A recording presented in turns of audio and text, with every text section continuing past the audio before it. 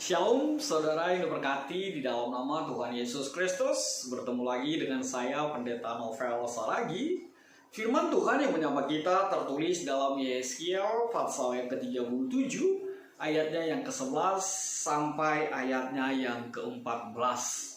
Namun ada baiknya kita bersatu dulu di dalam doa. Kita berdoa.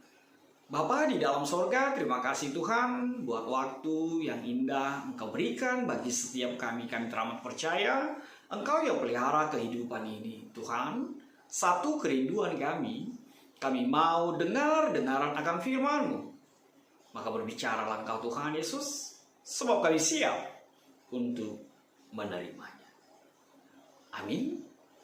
Shalom saudaraku di dalam nama Tuhan Yesus Kristus. Seperti yang saya sebut tadi, firman Tuhan yang menyapa kita tertulis dalam Yeskiel pasal yang ke-37 ayatnya yang ke-11 sampai ayatnya yang ke-14. Begini firman Tuhan. Firman-Nya kepadaku, hai anak manusia, tulang-tulang ini adalah seluruh kaum Israel. Sungguh, mereka sendiri mengatakan, tulang-tulang kami sudah menjadi kering, dan pengharapan kami sudah lenyap, kami sudah hilang. Oleh sebab itu bernubuatlah dan katakan kepada mereka, beginilah firman Tuhan Allah. Sungguh, aku membuka kubur-kuburmu dan membangkitkan kamu, hai umatku dari dalamnya. Dan aku akan membawa kamu ke tanah Israel, dan kamu akan mengetahui bahwa akulah Tuhan.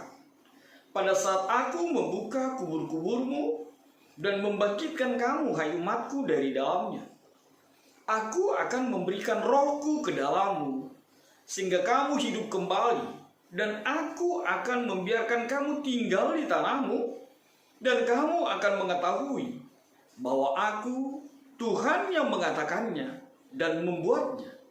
Demikianlah firman Tuhan. Saudara-saudara yang diberkati dalam nama Tuhan Yesus Kristus, Shalom. Ya, sekarang kita tiba kepada situasi Pentakosta, hari ke-50 setelah kebangkitan Tuhan Yesus. Dan tema kita begitu luar biasa sekali. Apa itu? Roh penghibur dan kebenaran. Semua kita, ketika kita bersedih, kita pasti mau dihiburkan. Ketika kita dalam suka duka, dalam kedukaan terlebih, kita mau dihiburkan di dalam kehidupan kita. Pasti setiap kita di dalam kesedihan, suka dan mau untuk dihiburkan. Dan firman Tuhan saat ini akan menjawab seluruh kedukaanmu, akan menjawab seluruh pergumulan yang kau alami, bahwa Tuhan akan menghiburmu. Dengan apa? Tentu saja Pentakosta, turunnya Roh Kudus atasmu. Roh Kudus akan menghiburmu. Roh Kudus sebagai penghibur dan sebagai pembenaran di dalam kehidupan kita. Saya tergugah untuk mengangkat apa yang dikatakan di dalam Yohanes pasal yang ke-14 ayatnya yang ke-26. Apa itu? Dikatakan seperti ini. Tetapi penghibur, yaitu Roh Kudus, yang akan diutus oleh Bapa dalam namaku, Dialah yang akan mengajarkan segala sesuatu kepadamu dan akan mengingatkan kamu akan semua yang telah kukatakan kepadamu.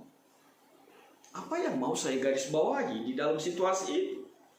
Fungsi penghibur, fungsi Roh Kudus itu mengajarkan dan mengingatkan. Mengajarkan dan mengingatkan. Bukankah itu juga yang bisa kita jumpai di dalam Yeskiel 37 ayat yang ke-11 sampai ayat yang ke-14 ini? mengajarkan, dan apa tadi disebut? Maaf. Mengajarkan dan mengingatkan. Mengajarkan dan mengingatkan.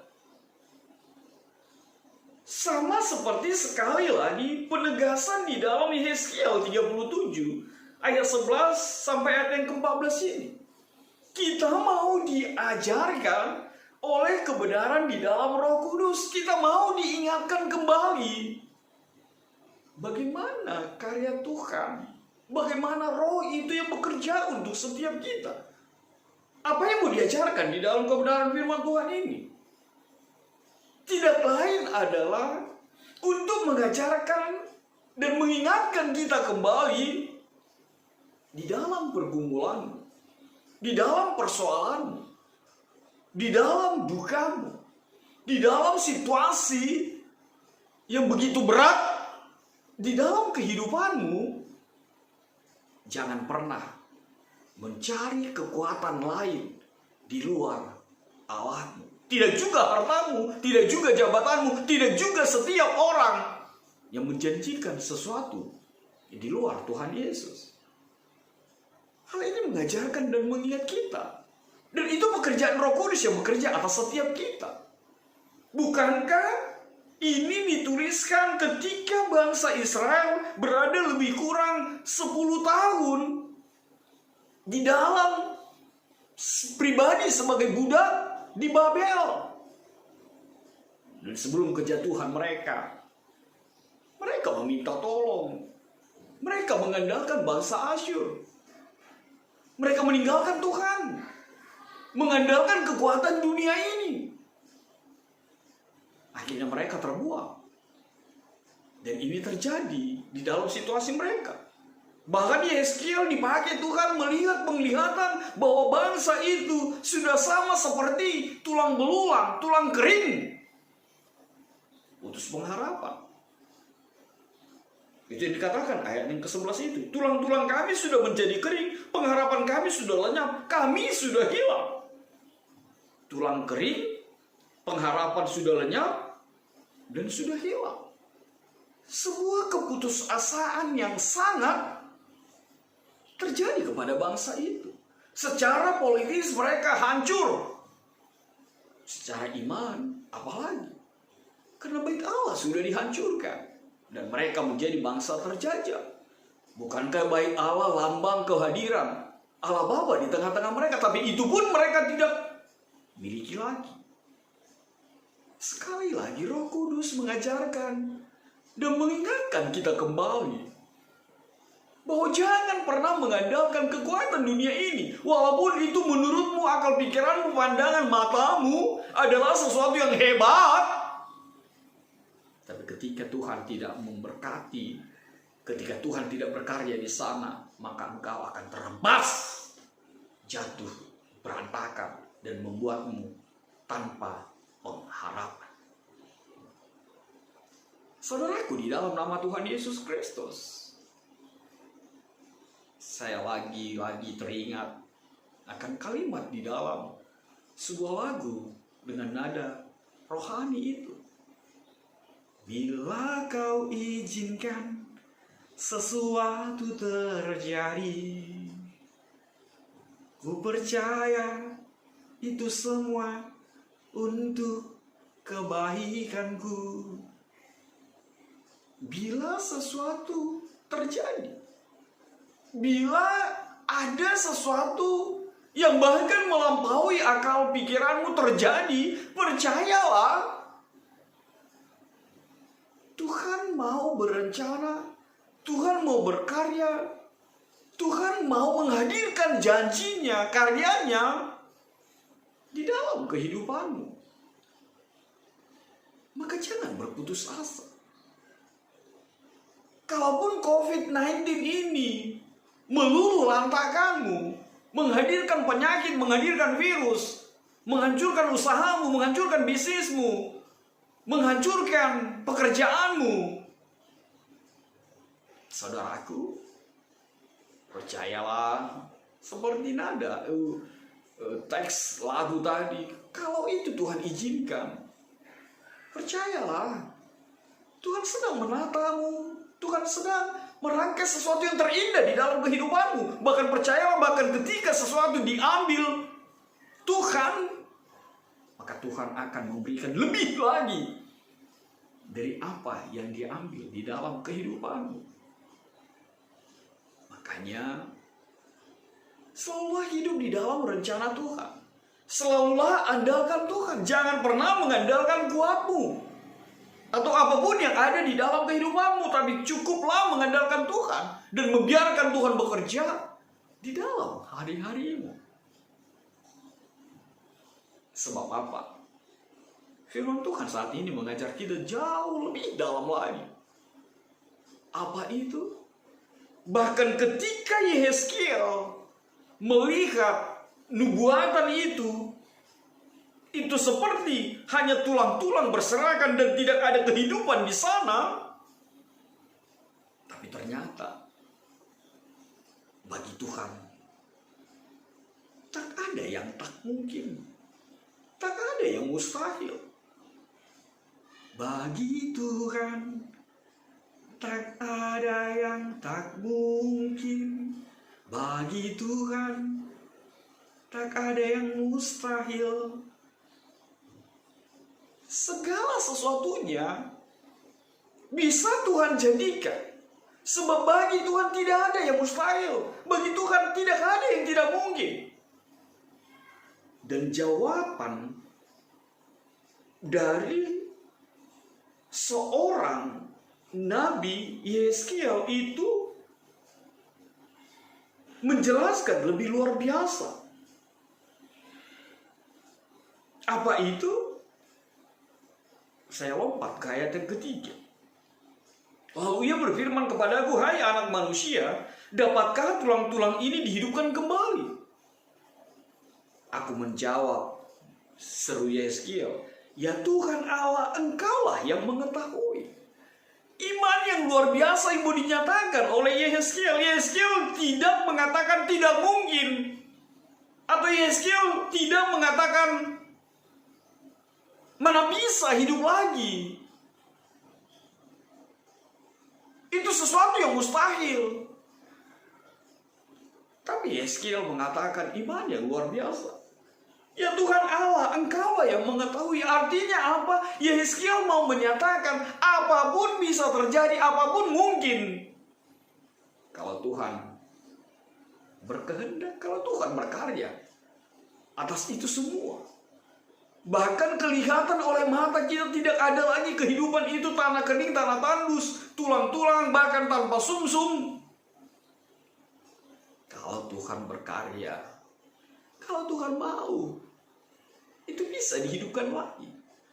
Bukankah Tuhan Yesus juga menghidupkan orang mati? Ketika Yesus berada di tengah-tengah dunia ini secara bentuk wujud manusia. Lalu apa yang mustahil bagi Tuhan? Tidak ada yang mustahil bagi Tuhan. Saudaraku, di dalam kebenaran firman Tuhan, lalu Tuhan berkata, ayat yang ke-12, sungguh aku membuka kubur-kuburmu dan membangkitkan kamu, hai umatku, dari dalamnya, dan aku akan membawa kamu ke tanah Israel.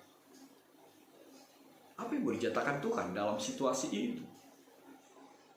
Percayalah, Tuhan yang merangkai kehidupan.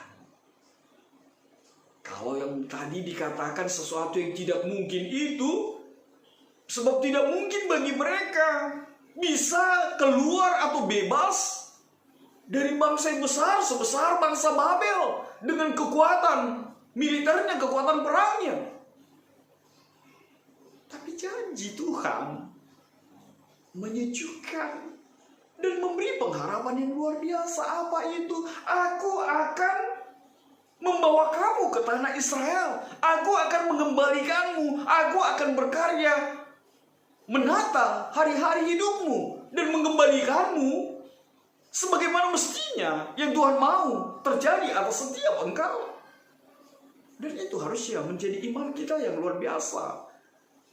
Di dalam situasi kehidupan kita pada saat ini. Kalaupun saat ini kita mengalami tidak seperti apa yang kita pikirkan, percayalah bahwa Tuhan akan mengembalikanmu. Bahkan Tuhan akan menempatkanmu. Bahkan Tuhan akan memposisikanmu jauh lebih baik. Seturut dengan karyanya. Amin. Seturut dengan rencananya. Seturut dengan apa yang dia mau. Maka tetaplah berpengharapan. Maka tetaplah berserah kepada Tuhan. Dan andalkanlah Tuhan di dalam setiap lakumu. Sebab apa? Kekuatan itu ada di dalam Tuhan. Sebab apa? Rencana kehidupanmu ada di dalam Tuhan. Maka letakkanlah itu di dalam rencana Tuhan. Dan Tuhan sendiri yang akan bertindak dalam kehidupan kita. Lihatlah firman Tuhan itu. Aku akan memberikan rohku ke dalammu, sehingga kamu hidup kembali, dan aku akan membiarkan kamu tinggal di tanahmu. Dan kamu akan mengetahui bahwa aku Tuhan yang mengatakannya dan membuatnya. Demikianlah firman Tuhan. Aku akan memberikan rohku ke dalammu, sehingga kamu hidup kembali, dan aku akan membiarkan kamu tinggal di tanahmu. Saya mau garis bawahi, aku akan memberikan rohku ke dalammu. Kita jadi teringat kisah penciptaan itu. Kalau bukan ruah, kalau bukan nafas yang bersumber dari Tuhan itu menjadikan kita imago Dei, dengannya kita hanyalah debu. Kita hanya adalah tanah. Kita tidak berarti. Tapi ketika Tuhan mengembuskan nafasnya, nafas itu ke dalam tubuh kita, kita dihidupkan. Tuhan mau mengingatkan kita kembali bahwa tanpa nafas kehidupan dari Tuhan, kita adalah mati. Maka tetaplah hidup di dalam sumber kehidupan itu. Sebab Allah sumber kehidupan yang sesungguhnya. Sebab Allah lah yang menggerakkan seluruh kehidupan kita dan merancang keindahan yang luar biasa terjadi hadir di dalam kehidupan kita. Roh Tuhan berkarya atasmu. Dan itulah yang menggerakkan kita untuk memperingati turunnya Roh Kudus, untuk memperingati Pentakosta pada saat ini. Bahwa Roh Kudus itu bekerja di dalam kehidupan setiap kita. Sehingga dialah yang menggerakkan, mengajarkan, menyatakan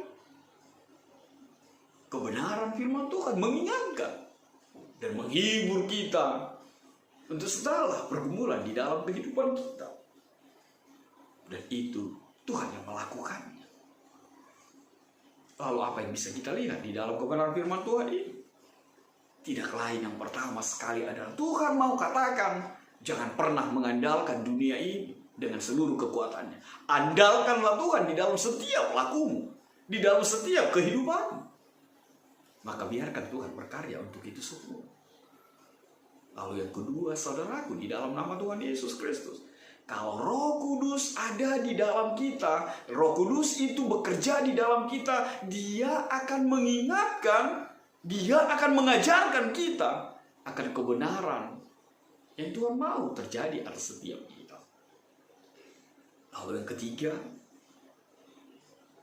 Roh Kudus itu, Parakletos itu berasal dari kata dunamos, dinamis, dinamit. Sesuatu yang wow, menggelegar, membuat kita menjadi pribadi yang dinamis, tidak gampang berputus asa, tidak gampang menjadi pribadi yang lemah, tidak gampang menjadi pribadi yang putus pengharapan.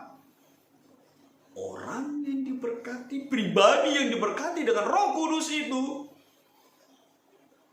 akan selalu hidup di dalam karya Tuhan. Tidak ada istilah patah semangat di dalamnya. Tidak ada istilah tanpa pengharapan di dalamnya. Sebab dia adalah pribadi yang dinamis. Bergerak, melakukan, hidup di dalam karya Tuhan, di dalam kehidupannya. Sehingga tidak ada yang bisa mematahkannya. Sebab apa? Roh Tuhan, Roh Kudus itu bekerja di dalam hidupnya. Amin. Tuhan memberkati. Kita berdoa. Bapa di dalam surga, terima kasih Tuhan buat firman-Mu. Biarlah firman-Mu Tuhan menjadi kekuatan bagi setiap kami. Sehingga kami melangkah dengan penuh keyakinan bahwa karya Tuhan nyata terjadi atas kami. Biarlah Roh Kudus menguasai kehidupan kami. Sehingga kami dimampukan untuk diingatkan dan diajarkan atas kebenaran yang Tuhan menyatakan untuk setiap kami dalam kasih-Mu Tuhan. Penyahkanlah virus corona ini. Amin.